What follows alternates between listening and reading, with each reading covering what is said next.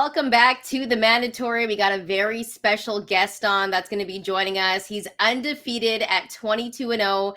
None of those wins coming by way of knockout, also known as the Crippler. He's Canada's very own Cody Crowley. Cody, thank you so much for joining us. We really appreciate it, and we're very excited to have you on.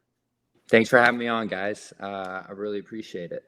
Very impressive beard. Also wanted to say the best one we've had on the show so far, and I just wanted to say if you could share some tips in terms of how to, because I don't think I have the patience to do what you did, but it would be greatly appreciated. I'd like to be honest, this is a lot of patience. This is like the last 3 years of just growing it out and not really caring about what I look like. It's patchy, it's messy, and then just before a fight or a photo shoot, video shoot, that'd be the only time I'd go to a barber, get cleaned up. And I made the mistake of every time just going to a random barber, and then they would chop it up, make it all messy, and then I'd have to restart. So this is like a 3-year process. It should be like down to here. But oils, essential oils every day. Put them on, keep it moist, keep it fed. That's about it. Every day, I'm not gonna remember that. Yeah, you need to, bro. I don't think he can grow one like you, Cody. So that's fine. Probably not. But we do want to know, your last fight, you fought Abel Ramos. What have you been up to lately since then? Shoot, you know what? I've been vacationing a lot. I've been hanging out a lot. As I mentioned before, my last fight, I was dealing with a lot with my dad's death. He took his own life last summer, and that really hit me deep. I'm still recovering from it. And then at the same time, I was, the 2 days after my last fight, I signed divorce papers. So that was a big shift in my life. And with those 2 changes, right after my last fight, I just took off and went to Costa Rica for a month and hung out and just kind of had to clear the air, refocus. And now I'm coming back home and I'm doing a big fundraiser right now for my dad, his first ever golf tournament in his name for suicide awareness. And it's going great. We got free cars on the golf course. We got money up for grabs, all kinds of amazing prizes for people, and spending time with my family. So right now it's just about restructuring and reconnecting to my roots and being happy. And then I'll be back in the ring at the end of the year. So right now at this stage of my career, it feels like we can really only fight twice a year with how long it's taking to make these fights happen. And I've been a lot of my career staying in the gym, waiting for these fights. But right now I'm making a different decision, and I'm just investing in myself, investing in my family, and waiting for the fall. And of course, Cody, you've been very vocal about the impact that your father made in your life throughout your career as well. Obviously, you've turned something into a positive, raising awareness for, suicide. But going back to your father, when that situation happened, how did that change you as a person? And looking back on his impact, how do you think that has helped you to be the man that you are today?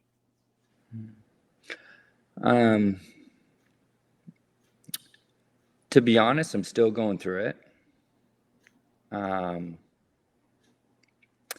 I felt like boxing at the time when it happened was really one of the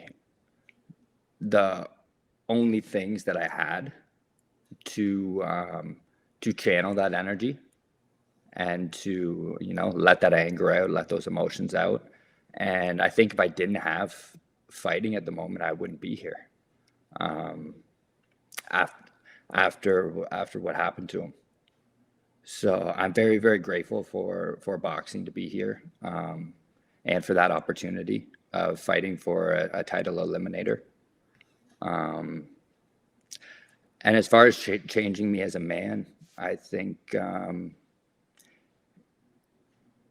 gives me a reason to live, a reason to fight, and a purpose, which is to, let everyone know that they're not alone. And we all got problems, but we can get through it. And that's what I'm doing every single day, working through my own mental problems while getting up and still throwing punches, even when I don't want to. What have you sort of, because you mentioned that, and then you also mentioned the divorce shortly after the Abel Ramos fight. The things that you found out about yourself in the midst of overcoming all of this are what? Especially considering that you're also still boxing as all this is going on. The biggest thing is that I just want to be happy, and really that's the only thing that I care about in life. Not stressing over fights, not stressing over money, not stressing over relationships. Should have done this, should have done that. I just wake up every day and I'm making the choice to be happy, no matter what the circumstances are, and just letting everything play out. Now, you mentioned there's going to be a golf tournament in honor of your father as well. You've gotten a lot of local support. You've gotten a lot of support across the country as well here in Canada. How good does it feel to know that, people do have your back, they're supporting this cause, and just to see people around you in your community kind of rally behind you and your family? I'm beyond blessed, super excited, and it truly is amazing because I feel like everybody in life wants to be a part of something. That's just our nature. It's in our DNA. We want to feel like we are a part of something. And a lot of times people don't have that. And when something like this that affects everybody, which is mental health, which is we've all lost people or know people who've, took their own life or had their own experiences. And this gives people that feeling of not being alone and connected to one another. So they just want to help. We're having prizes donated left, right, and center. It's crazy.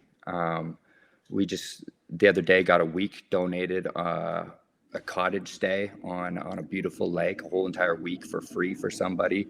We just got donated a whole entire 30 or 40 sessions of neurofeedback from a brain clinic here in town, which helps people rewire their brains from past traumas and addictions and stuff like that.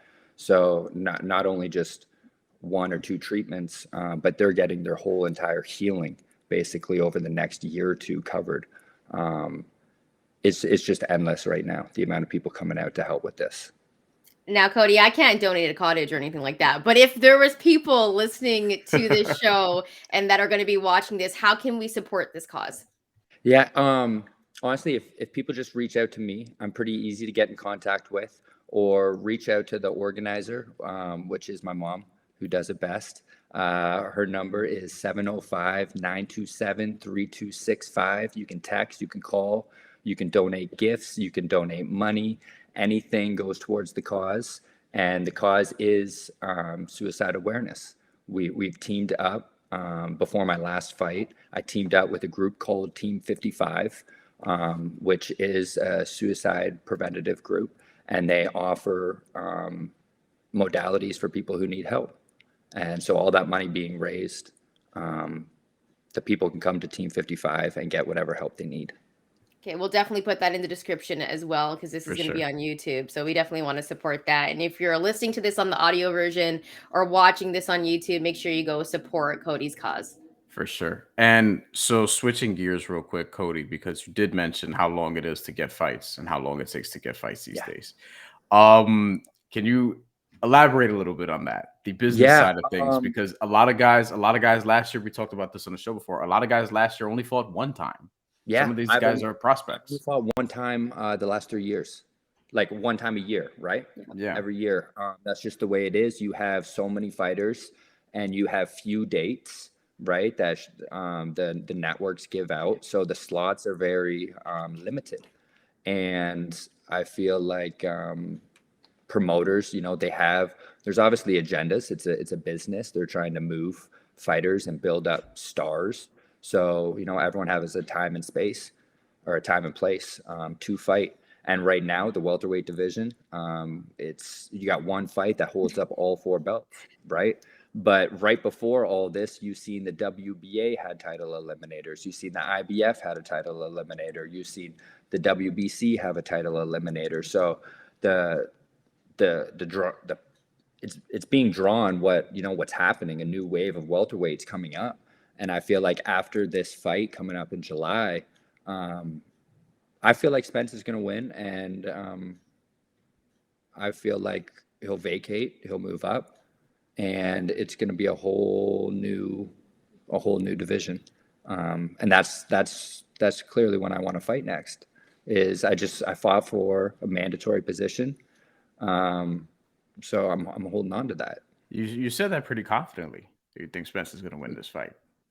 Yeah, everyone's entitled to an opinion, Yeah.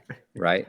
I think he's still got a lot of juice left, and I think he can still bite down. And also, I want to fight him, right? So, I would love to me still be his mandatory. Well, Bryan said you made that pick pretty quickly, and I think everyone kind of has their pick already because we've been talking about this fight possibly happening for about 5 years now.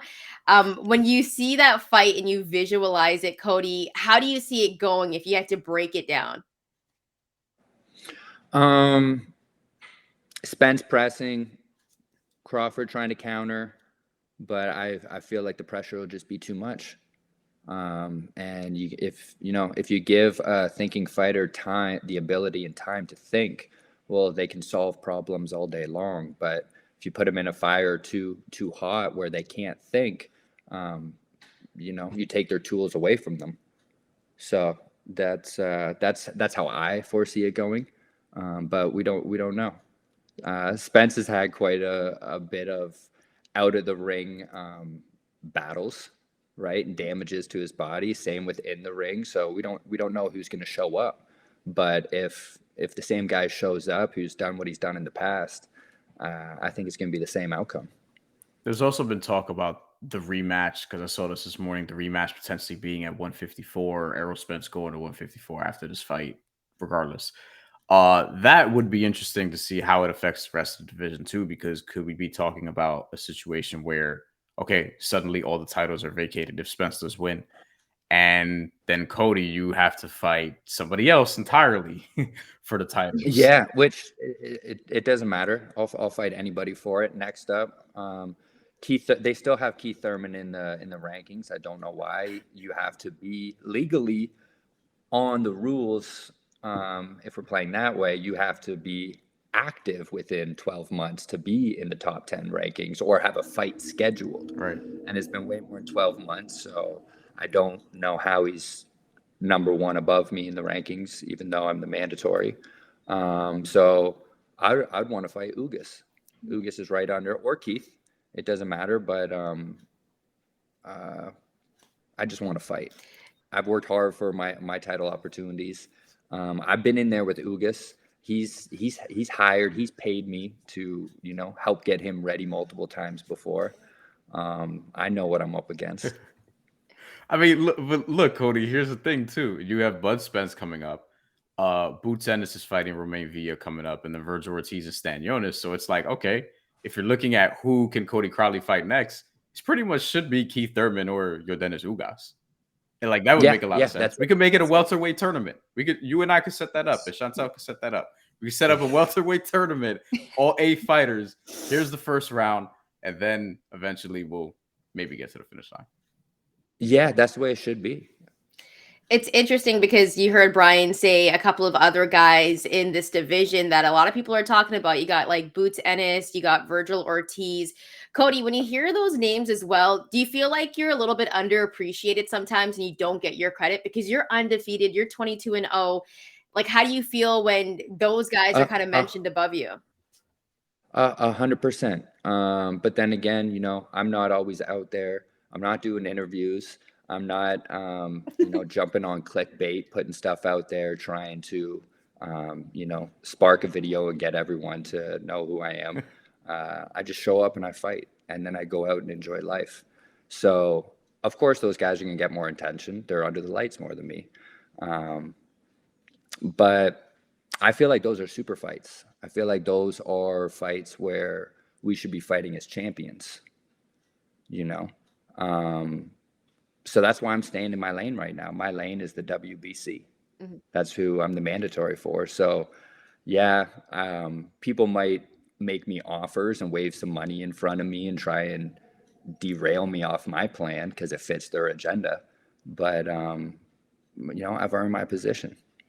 You mentioned, you know, some people might offer you some money to derail you. Has there been some fights that have been offered where they've tried to derail you? And if we can, who are some of those names? You know, there's been talks, obviously. You know, one is, you know, Boots. You know, I think Showtime really wants that fight. Showtime really wants to invest in welterweights. They want exciting fights, and they want to see the young stars bang it out. And so do I. But everything just has to make sense. You know, it is a business. And right now, you don't know how things are going to go. I beat the number 1 IBF contender and went back from number 8 to number 14 in the rankings. So I'm not playing any of these games. You know, I'm taking my mandatories and getting compensated what I'm supposed to get paid, and become a world champion. So then I can dictate who I want to fight, when I want to fight, and that will be all world champions. I believe at that same time, you're going to see Boots as a world champion. Yeah. You're going to see Ortiz as a world champion. Yeah. And like you guys were mentioning, a tournament would be beautiful. You're probably wondering why we look a little bit different, and it's because we're doing this second part of it on a different day. So we really appreciate Cody for taking time out of his day again to chat with us. And we want to say we appreciate you, Cody. Thank you so much for doing this again with us. But we've had a great conversation with you so far as well. Yeah, thanks for having me on. I'm excited to keep going and keep sharing. Well, I had a bunch of questions for you, actually, and I want to start off by asking you again about Canada, because obviously it's really hard to come out of this country and pursue a dream that I guess isn't a sport that is as popular as hockey or something like that. So how difficult was it for you to, you know, get out of Ontario and then really start pursuing your dreams? Yeah, it was, you know, like I was stating, I think it was one of the hardest things that I've done in my life, but that's why it has became my life, because there was no boxing environment around me. Like we were saying, pretty much everyone's born with hockey skates or a lacrosse stick in your hand or a baseball glove, no boxing gloves. So I never had any outlet or resources. So I had to literally go and create my own environment for that, you know, outside from the local boxing gyms. I would have to train all by myself. I've set up my garage, my own training centers. I would spend hours a day on YouTube learning, studying videos of Floyd Mayweather, of pad work, how to learn pad work so I could teach other people how to give me pad work, and you know, to be there to train me because of the lack of resources. And that's why I had to literally go and sacrifice my family, my friends, my life here in Canada to go to a place that had more resources for me. Like I was saying, if you want to be successful, you put yourself in the best position to be successful. So coming from a place of no boxing to the fight capital of the world seemed like the smartest move. And I feel like in this life, one of the things I really want to do is help shrink that gap. That's why I created my own promotional company in Canada, so I could help create a platform for these fighters so they could fight on there for, you know, not signing to a contract, just helping them out, getting them fights, getting them exposure, and having a platform at home to build a home-based audience and give them opportunities without having to sacrifice and move to another country and do the things that I had to do. So that's one of the things I really want to do is give back to boxing in Canada, and everyone listens to a world champion, right? Yeah. So that makes things a little bit more easy. And look at Canada, how greatly they get behind each other and support each other. You have the Maple Leafs that hardly make the playoffs every year, but every single game is sold out. Every single game is like a Stanley Cup game because of the fans and what they bring. And Canada, they just need a horse to rally behind in boxing, and the whole entire country will get behind it. And I feel like, me fighting for a world title, that's an opportunity for Canada to really get behind a horse and have a horse in the race for the first time in a while. A homegrown Canadian that was from here, small town, real life Rocky story, and show these people that small town boys can do world class things. Yeah, and it's kind of interesting because you mentioned it. It's so hard to kind of break through. You got to like leave the country. You went to Vegas, obviously, to get your career started. But what do you think actually, and you started your own promotional company, so that's a step in the right direction as well. But what do you think it's going to take for Canada to, I guess, recognize boxing as more of a bigger sport than just kind of like a cult sport or a cult fan base that's behind it? Right. Well, you know what? Actually, I think what's going on with boxing right now with the YouTubers, the Jake Pauls, it's great for boxing, and it's kind of what Canada needs, because they're not just going to listen to some fight network. They need something that everybody else has tapped into in the world and society.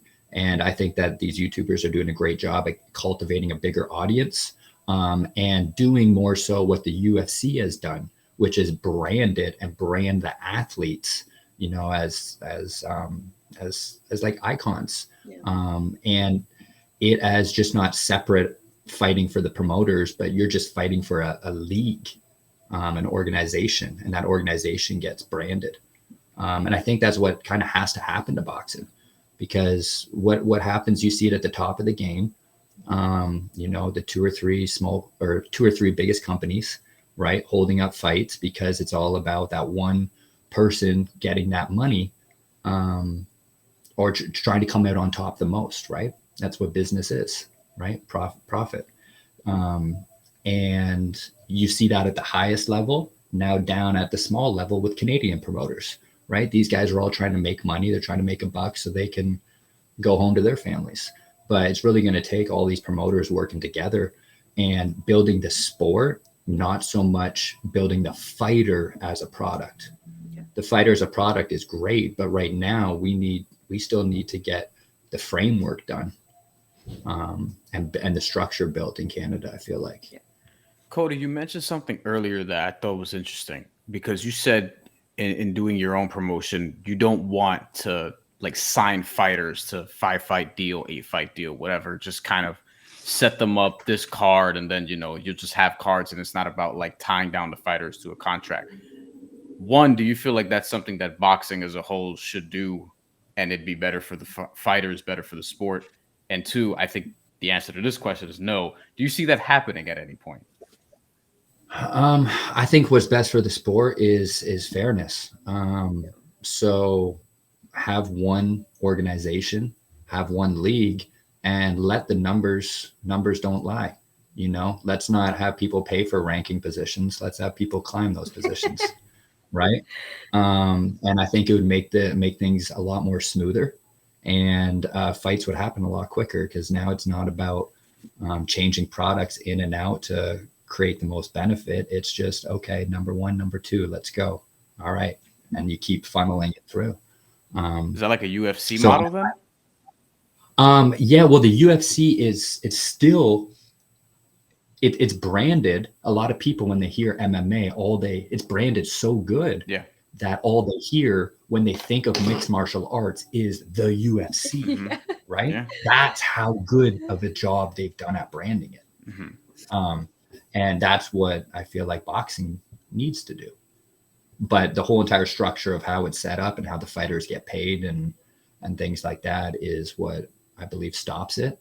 So I think that a whole entire union, or more of an organization, whether that be like some sort of franchise or something like that, but some governing body needs to come and open it up and manage it, I feel like.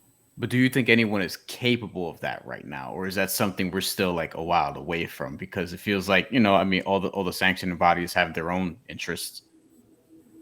Yeah, I feel like well, there's a reason why Dana White was talking about the boxing game and hoping that he could be the one to come in and save it, and that lasted a couple conversations and ran the other way.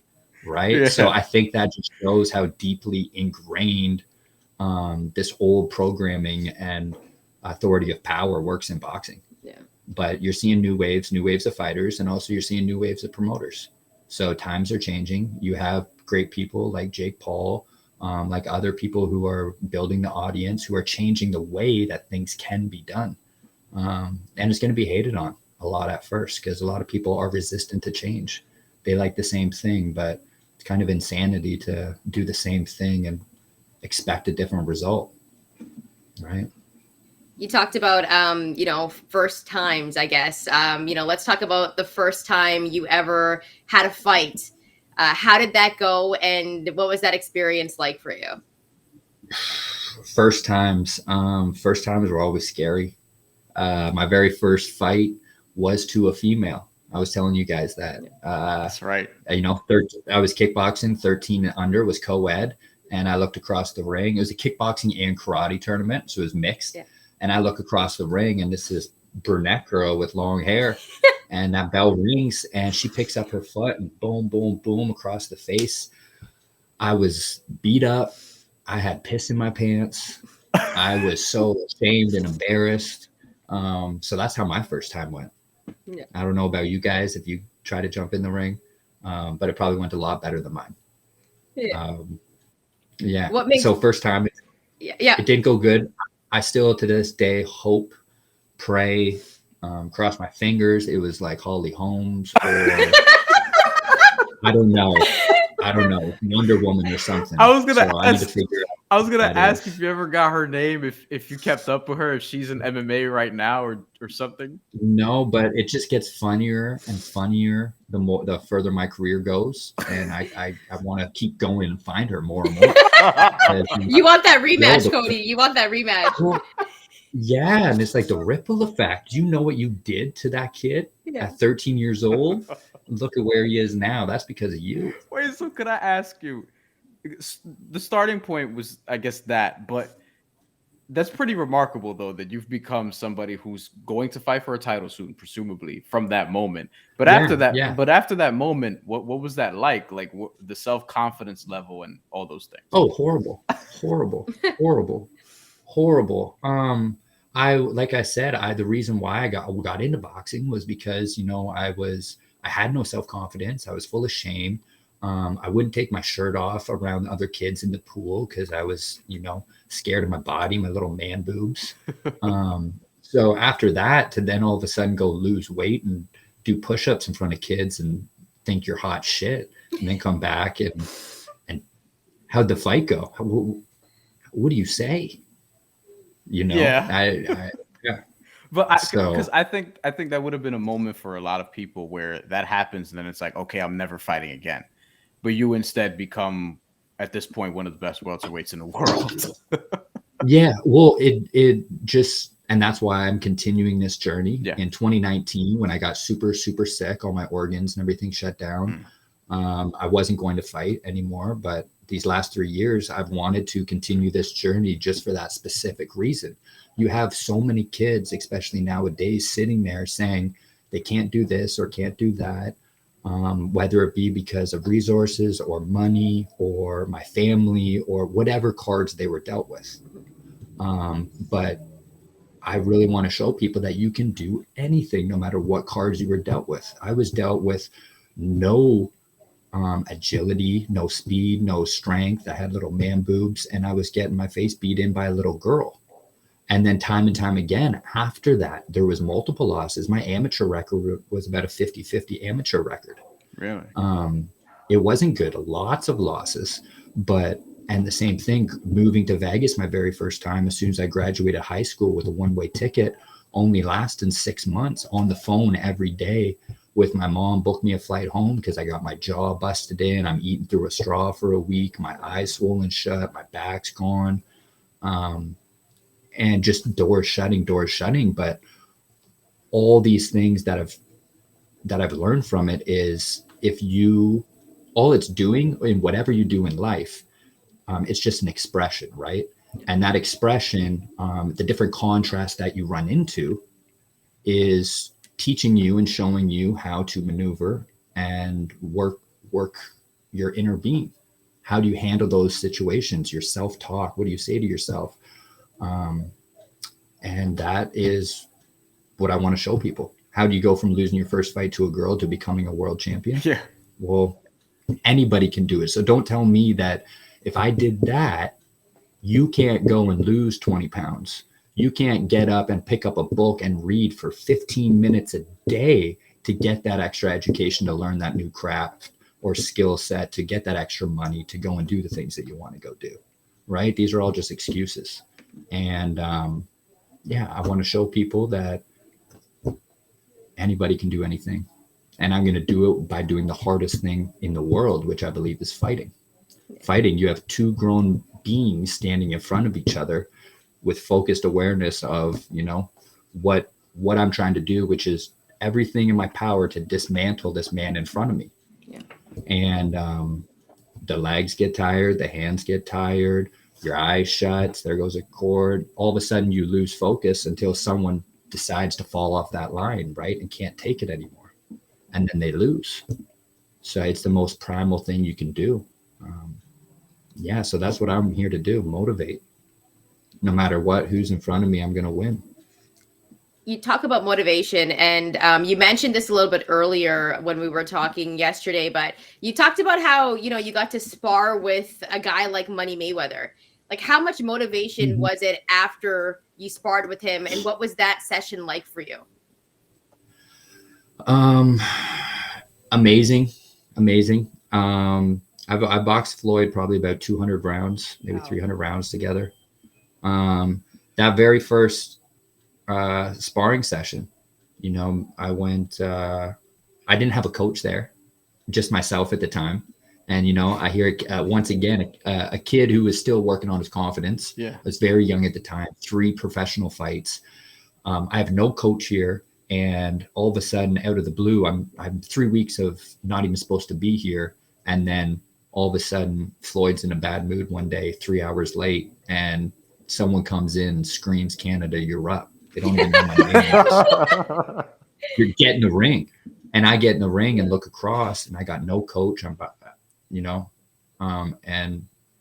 it's the greatest fighter in the world. Yeah. And not only that, his second person is also one of the greatest fighters, one of the greatest leaders in the world, right? And coaches.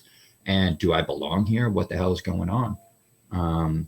And I remember still, even then, I look back and Mariah Carey was there that day watching. What? And then there goes another thing. Like, all of a sudden I'm looking at these guys. I look back, I see her, and I'm like, what the fuck am I doing here?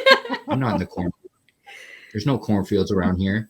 And next thing you know, after about 10 minutes, I shot my load. I was so exhausted just from the adrenaline dump, from, Floyd giving me opportunities of, thinking that he's hurt or that I'm getting off at him and shoot my load. And that was the first time I had my very first out-of-body experience. And after it was about 10 to 15 minutes in the sparring session, I was so exhausted and taking so many punches. It felt like that all of a sudden my body went numb, and I just came above everybody, the ring.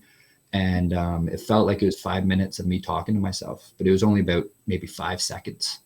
And I was like, is this really what I want to do? This is the greatest fighter in the world in front of you. And you have an opportunity right now to keep going. And you will become a world champion, because that's all it is, just not quitting. Or you can quit right now and live your life in regret and know what you did. And I blinked, and about 30 something minutes later, Floyd just stopped throwing punches and looked at me and shook my hand, pounded my hand, and dropped and rolled out of the ring after a 38-minute sparring session. Wow. And then after then, he let me stay in camp and be one of the chief sparring partners. And right there, that moment taught me a lot about how to, anything is possible, no matter where you think your edge is on what you can do. All that stuff on the other side of that is just scary because you've never been there before. And that was one of those moments where I got to walk through the fire and come out the other side. And it was a very beautiful experience for me in my life. And then I remember because Floyd, he knew that I have great endurance, right? So we would box a lot. And I remember this one week went by where Floyd didn't box at all. I'm pretty sure there was a cut in his lip after the one day. So he didn't box for a week. And I was getting ready for a fight at the same time. So my coach is like, Cody, like, we haven't sparred all week. I know this is great, but you need to get ready for your own fight. So it's Saturday. He's like, we're going to do a 3-hour hard workout. We need to make up for the whole week that we missed. So he killed me in the gym for about 3 hours. And I know there's videos up there and people know and talk, right, in the gym. And Floyd's always trying to get guys. And so I left the gym after Ibn just killed me, about 3-hour workout. And I go pick up my wife at the time. We go grab a smoothie and we just sit down in the mall. My phone goes off. Be at the gym in 20 minutes. I'm like, no. I couldn't even finish my smoothie because I'm going to throw it up if I finish the Right. Exactly. Right? And just trained for 3 hours. But there's no way that I could turn down this, right? This is why I'm being paid, right? I need to walk into this fire. And to be put in positions like that, where you have the greatest fighter in the world, and you're going in there with not even a low battery, but a battery that's right on E, right? That if you keep driving, you feel it shaking, the car, the wheels are about to fall off. Now, how do you survive for 36 minutes, right? What do you do? It started teaching me a whole different skill set of taking people's tools away, reading them, seeing when they're spending energy, when they're trying to get me to spend energy, when they're just resting. It taught me so much just through that experience of time and time again, getting put into a position where I didn't think I'd be able to come out of. And I came out with flying colors. Like even one time in Russia, after this, a lot of guys started hiring me, right? So Edward Trojanowski was a world champion in Russia. Yeah. We were 36 hours of flying. We flew from like Vegas to New York, from New York over somewhere overseas, had a layover, another flight, get off the plane, 4-hour car ride to the Olympic Training Center, and then literally just get out the car and they're like celebrating, you're here. Yes, we're sparring in 20 minutes. Wow. I'm like, what? I haven't slept in a day and a half, but this is why you're getting paid, right? And so, of course, only one sparring partner brought in because they knew that Cody Crowley could do all the rounds. So a day and a half, no sleep of all that travel. And I jump in the ring and go 12 rounds with Edward Trojanowski 4 days straight in a row because I'm the only sparring partner they bring in. Just bang, bang, bang, bang, finish out the week. So all these different situations, I feel like they gave me experience on how to handle myself when I'm in the worst possible environments and conditions, and how to be calm and remain the eye of the storm. Another one, even like Ugas, I remember finishing a 2-hour leg day with my coach to the point where our legs are just shaking. I look like I'm twerking, right? My legs are just and all of a sudden, Ibn gets a phone call. Cody, Ugas has a big fight coming up and he needs 6 rounds today. Can you give it to him? Well, I can't walk, coach. Well, that's okay. You stand there and you know how to, he's talking to me, telling me it's okay, because that fear would always come in, right? Well, no, I need to be perfect. And my coach is always helping me, putting me in that position of, well, this is actually when you want to train, when you have nothing left. And when you go in there, don't think that you can make it out. Yep. Those are creating new pathways. Those are creating new moments of time and space that you've never been in before. And that's where growth comes in. And I got so many of these stories of, just being on the treadmill 5-10 miles deep and then jumping off and going and boxing people.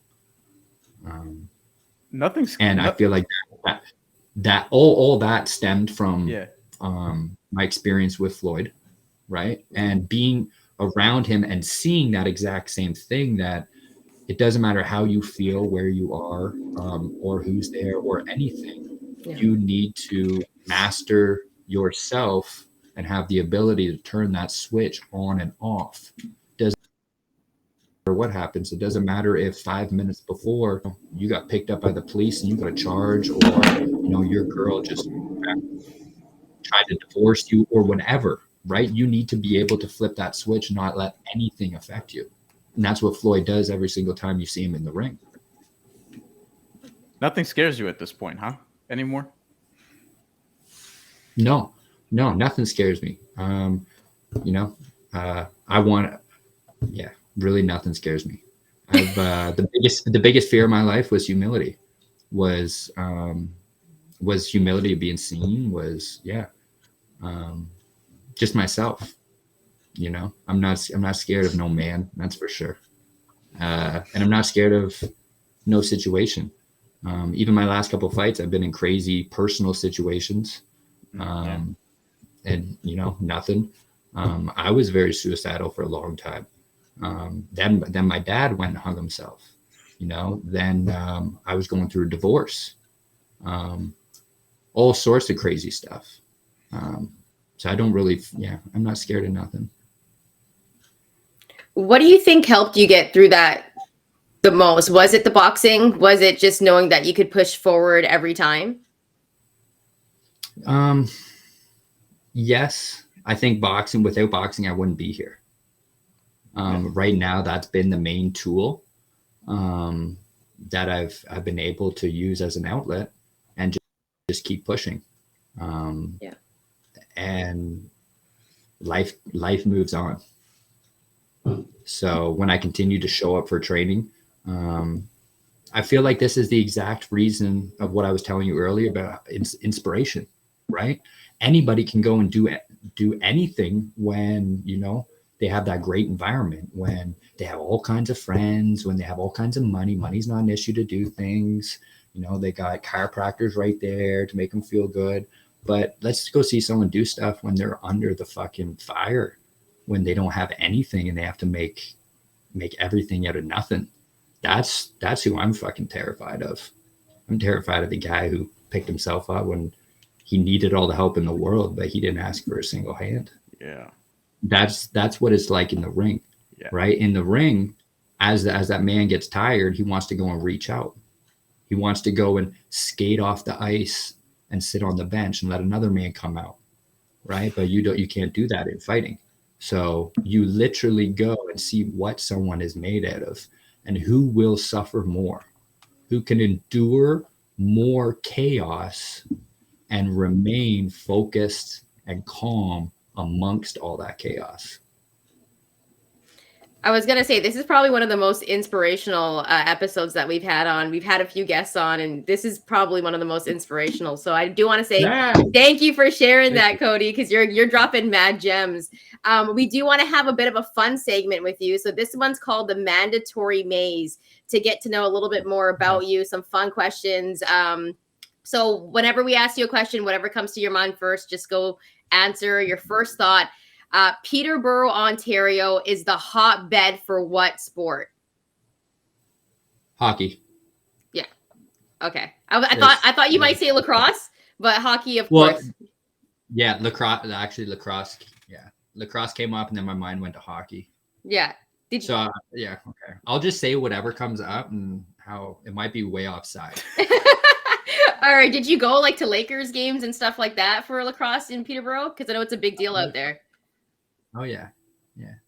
I was no good at it, and I was scared to get hit. So then I went and tried to be the goalie, because I'm like, they got all kinds of pads and everything, and then those balls would just be humming by like 50 miles an hour, and I'm like, I just stopped. I stopped playing. And then you boxed instead. I mean, which probably more dangerous. My question is staying in Canada, actually. I am going to Montreal in a few weeks for a vacation. What do I absolutely need to do while I'm out there? What's one thing that I absolutely have to do? Beaver tail. What's that? Have you ever had a beaver tail? No, I don't even know what that is. It's like it's like this like I don't know if it's a French dessert or what, but they're huge over there. It's almost from a little food truck. You know how like poutine is huge, Yes. known everywhere in Canada. Yes. These beaver tails over in Montreal are huge. Any little dessert truck they have them. They're called beaver tails. What's in? But other than that, I don't know much about Quebec. Nothing really goes in or nothing comes out. To be honest, It's true. It's true. It's its own country. Yeah, it's true, and they want it to be their own country too. Wait, what's it? What's in the beaver tail though? That's what I want to know. It's just like this like sourdough with like, I don't know, Nutella and peanut butter spread on it and some sugar and stuff. It's good. Oh shit! It's super good. It's supposed to look like a beaver tail. It sounds like something that'll Apparently. send me to the bathroom. So tell your next Yeah, question. It's definitely not good for you. Yeah. All right. So what I want to know is your dream fight. Who would you like to fight, and where would you like it to be? If it could be anywhere. Errol Spence, T-Mobile, Las Vegas. After he That's it. beats Terence Crawford, in your opinion, you would like that? Next? Yeah, I'd like that. Las Vegas. I know he fights a lot at Texas. I fought there in Texas and is at the Cowboys Stadium one time. It was great, but there's nothing like fighting in Vegas. Yeah. It's just this melting pot of the biggest, most famous, richest people from all around the world. They come there just for that entertainment, just for that night. It's you ride a wave like nothing else. It's pretty insane. My next question: what do people, both boxing fans and media, get most wrong about Cody Crowley?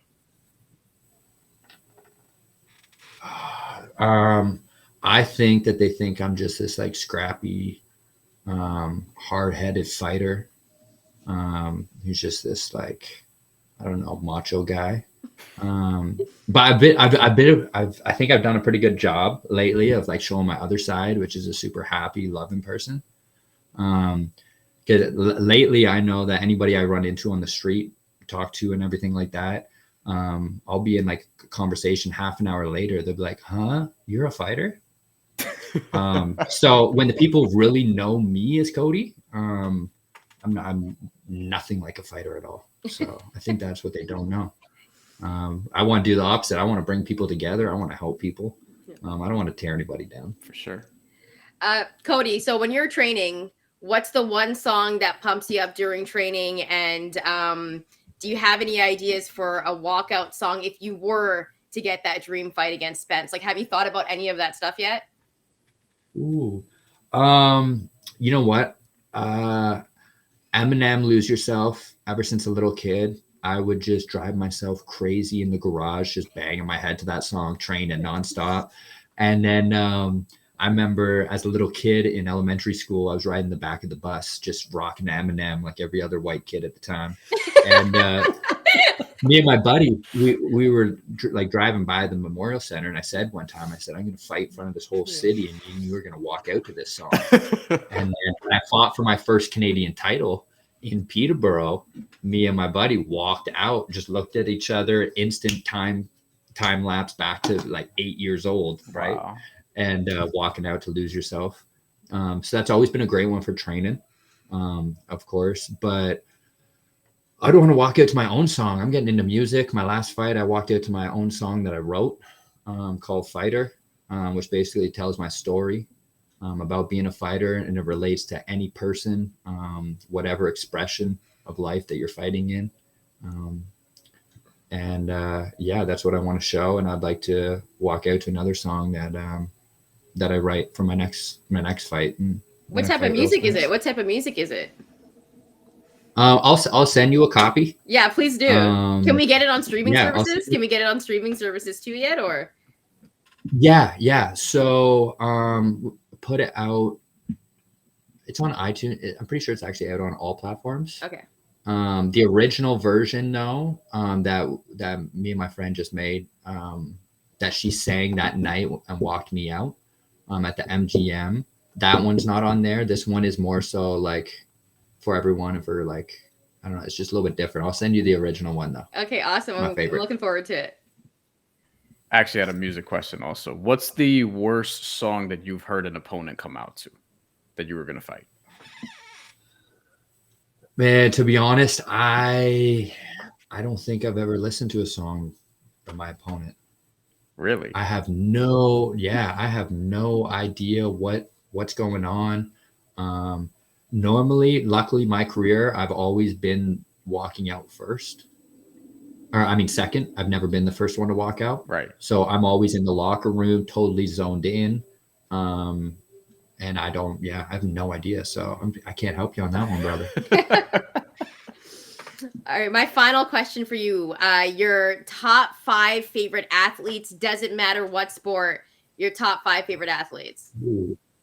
Ooh, I've never been asked that. I'm sure. Floyd Mayweather for sure. Yeah. Yeah. There's going to be a lot of fighters. Floyd Mayweather, Mike Tyson, GSP. That's 3. Very strong 3. Bruce Lee. Okay. There's 4.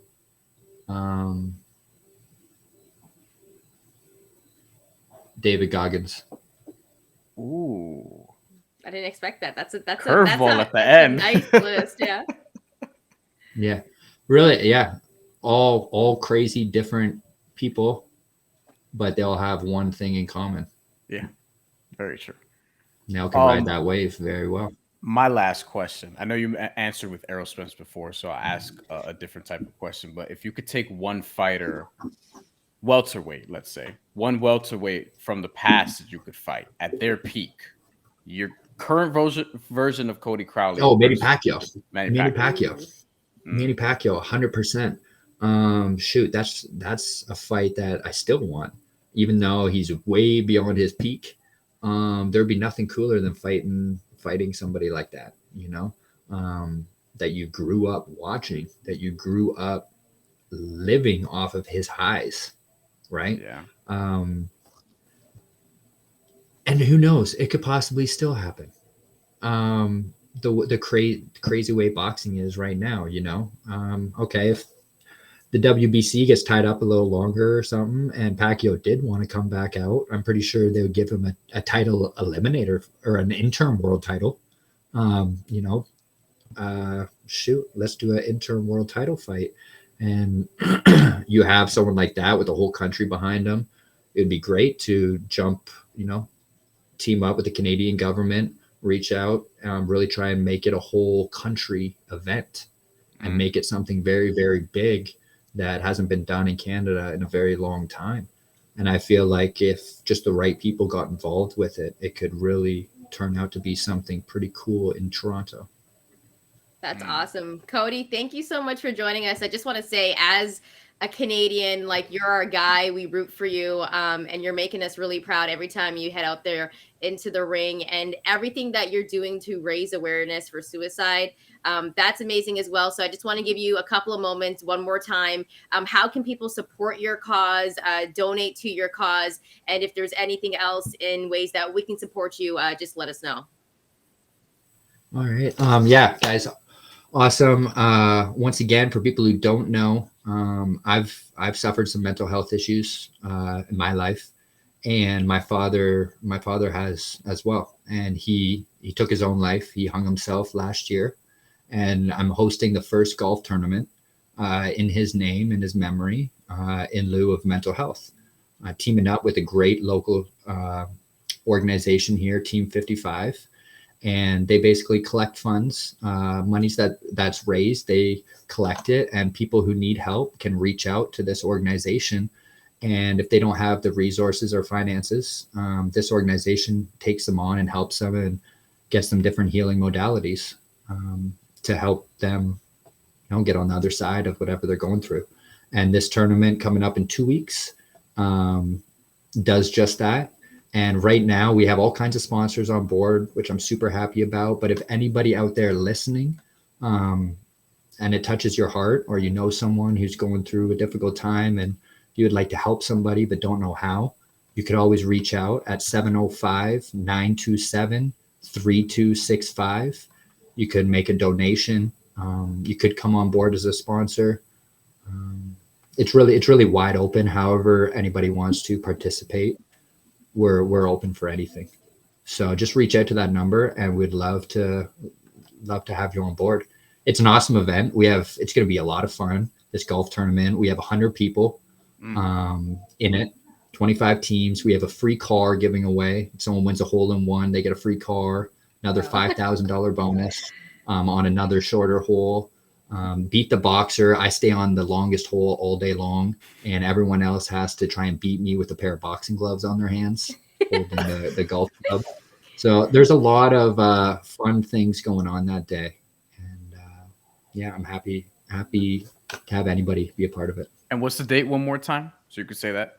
July 8th. July 8th. So not this Saturday, next Saturday. Okay. I believe. Awesome. Just making sure, because we may drop this next week. So it will still be out well before that, though. Okay. Perfect. Thank you guys very much. I appreciate this. I appreciate chatting with you guys and get my name out there. Absolutely. Canada, I haven't really got it out there that much in Canada.